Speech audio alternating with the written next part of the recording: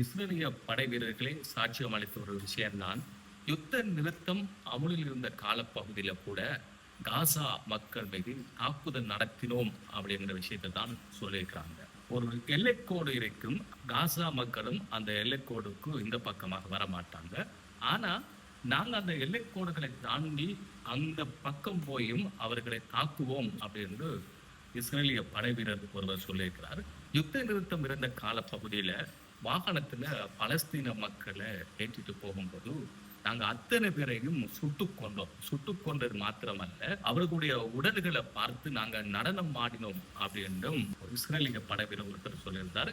எந்த பகுதியில இருந்தாலும் காசா மக்களை யுத்த நிறுத்தம் அமலில் இருந்த காலப்பகுதியில எங்களுக்கு கட்டளை வரும், இங்க பின்வாங்க கூடாது, என்ன விலை கொடுத்தாவது நீங்க இடங்களை கைப்பற்றுங்க, அவங்கள சுடுங்க அப்படிங்கிற உத்தரவு தான் எங்களுக்கு வரும்.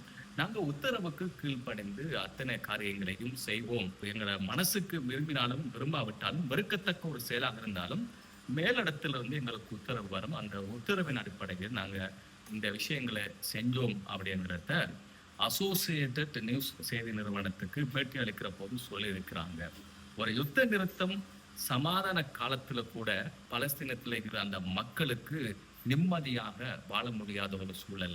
எப்படி அமைதியை பேணணும் அப்படிங்கிற அந்த கட்டுப்பாடுகள் எல்லைகளை எல்லாம் மீறி இஸ்ரேலிய படைகள் அவர்கள் மீது காட்டு மிராண்டித்தனமாக தாக்குதல் நடத்தியது, சுட்டு தள்ளியது அப்படிங்கிற விஷயத்த இஸ்ரேலிய படை வீரர்களையே சாட்சியாக சொல்லியிருக்காங்க.